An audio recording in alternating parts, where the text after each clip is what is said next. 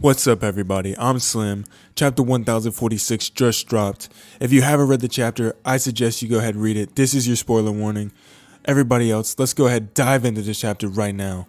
Alright, my summary of the chapter goes as followed. Kaido is now a confirmed awakened devil fruit user. Zunesha put his faith into Luffy. Kaido is having the fight of his dreams. All of Onigashima is going up in the flames, and we get a reunion. Not really a reunion, but all the Straw Hat crew members are in this chapter. The fire has trapped everybody and there seems to be no way out. Raizo ends up saving the day. Raizo stored Zunesha's water into his scroll. Jinbei ends up controlling the water and puts out the fire. And Yamato is whipping Momonosuke back into shape because the castle is about to fall into Wano. And why is it falling into Wano? We're about to find out starting now. Chapter 1046, titled Raizo. So we start out with volume 9 of the Emotionless Excursion. We're now at Pudding's turf with two mysterious guests. Judging from the shoes, I think there's two options on who the people can be. The reason I have two options is because the shoes on the left look like heels and the shoes on the right look like boots, and then both of them are wearing capes. The only people that I can think of off the top of my head that could fit the attire and the silhouette, the first pick I have is Stussy and Lucci.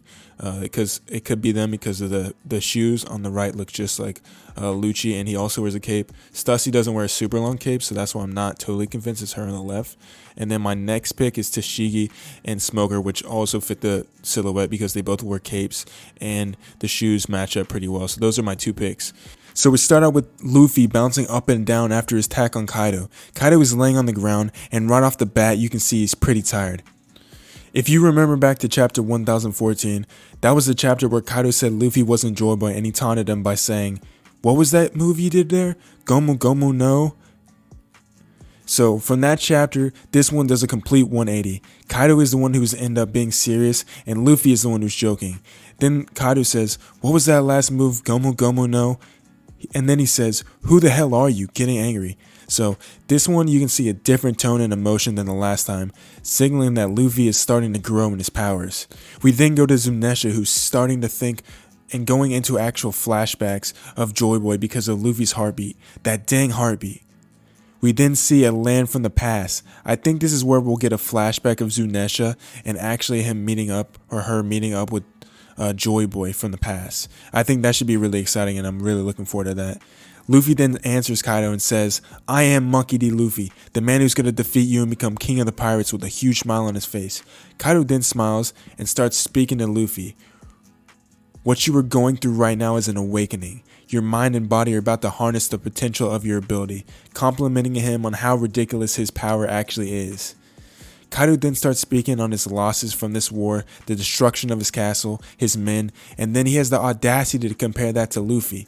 Then Luffy says, I'm not through yet. I'm taking back everything you've stolen from me, no matter what. Kaido then attacks Luffy with a Gandari meteor shower, and Luffy's body is still morphing to every attack, allowing him to take less damage than before. Luffy attacks Kaido, punching him through his stomach, turning him to rubber again, and you see Luffy's punches going straight through again, and kind of forming to Kaido as well. Kaido tries one more devastating gust. When he tries the gust, Luffy ends up just raising his legs up so that he dodges the move. I thought that was kind of funny, so I really like that move. So we then go into a lot of pages where different characters are actually trapped. So I'm just going to go over where these people are located, and then I'll do a summary back to the chapter. So first we got the live floor, we got Nami and Chopper, basement castle interior, fodder. First floor we have the Heart Pirates, basement we have Brook and Nico Robin, pleasure hall we got Sanji with the women, basement we got Apu and Ibi, another part of the basement we got Usopp, Kinemon, Kiku, and Hamlet. Brain Tower, we got Frankie and Zoro. The fourth floor, castle interior, we got Jinbei and Raizo. Third floor, we got BB-san and the Minks. First floor, we got Killer and the Kid Pirates. And so I said the Kid Pirates. I don't know where Eustace Kid or Law is for their pirate crew. I'm just going to assume that they're not with their crew right now, but I do not have a clue. So now back to the live floor. The fire is first addressed in the live floor, which is being engulfed in flames. So is the rest of the castle. At this point, the whole castle and all the towers can't be put out by regular means. They need a lot of help and a lot of water. We got Chopper crying because he's worried about the crew being trapped. He's also wondering how they're going to put out this fire, which pretty much everybody's wondering how they're going to put out this fire. Nami tries to use Zeus, but the fire is even too much for Zeus. We then go back to the basement. Brook is getting another funny moment where the samurai mistake him for a burnt up corpse. I thought that was kind of funny. Then we go to Ibi and Apu. They're honestly reminding me of an argumentative married couple. Then we go to Usopp, and he's trying to keep his promise of saving Kinemon, Kiku, and himself. Hamlet's like, yo, what about me? Save me too. We then go to Frankie, who's with Zoro, being followed by some fodder again. Frankie might not be a doctor, but he knows Zoro needs help. A lot of help from Chopper. We then go back to the hero of the chapter, Raizo of the Hidden Mist. And honestly, it's only fitting that Raizo of the Hidden Mist is the one who releases all the water. And so, for all the people that thought Kinemon was the only genius, we now have Raizo, who came up with this plan all on himself. So we learned that this plan was to actually take the water that Zunesha used to bathe and actually store it in his scroll.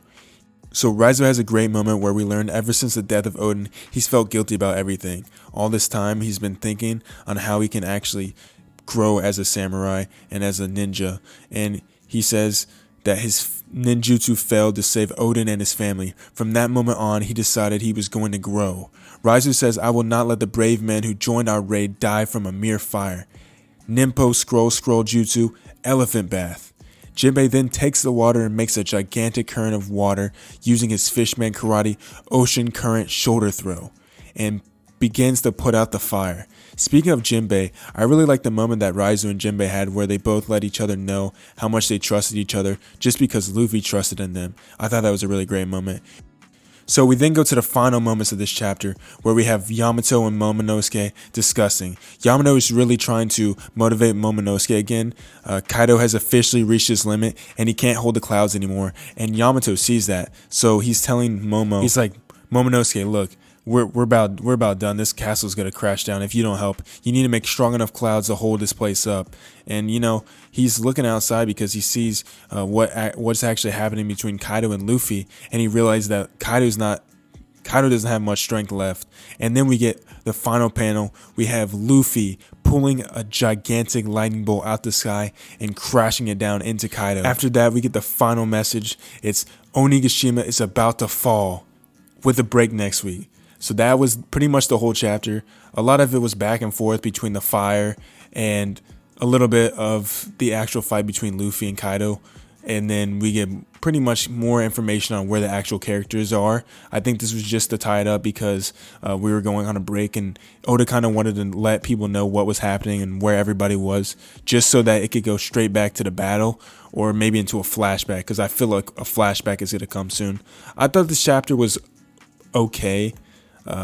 You know, we had such great chapters that a chapter like this, when you see it coming from such a great chapter of 1045, 1044, I just think that I'm going to give it a lower rate right now than I will in about a week. I'm just going to give it like a 7 just because like there wasn't all that much in it and it was pretty much stuff we already knew that was going to happen, so it wasn't that interesting to me.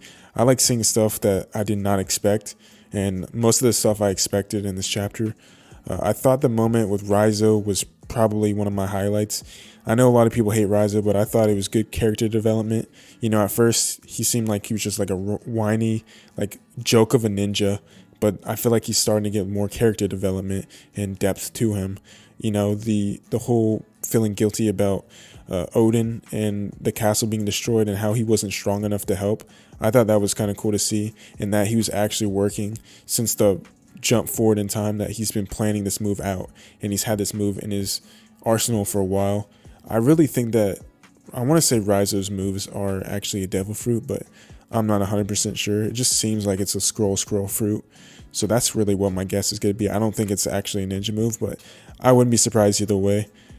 I just thought that Raizo kind of like shined pretty well in this chapter because, you know, that took a lot of thinking to plan out that move or just have that move left. And, you know, I think people need to give Raizo more props than he has. I mean, you know, you also got the moment where he was the one that was complaining when Odin was carrying them up in the boiling hot oil. And then Raizo ends up saying that, you know, the fire is nothing now. It's just a mere fire. I can last in this. Just showing how much growth he's had has been pretty impressive. And I've really liked that. You know, other than that, like the Luffy fight scenes were pretty top notch. it was just, it went back and forth a lot, and it didn't have the same consistency and pacing as the last chapter. So I think that's also a big thing why I don't like it as much.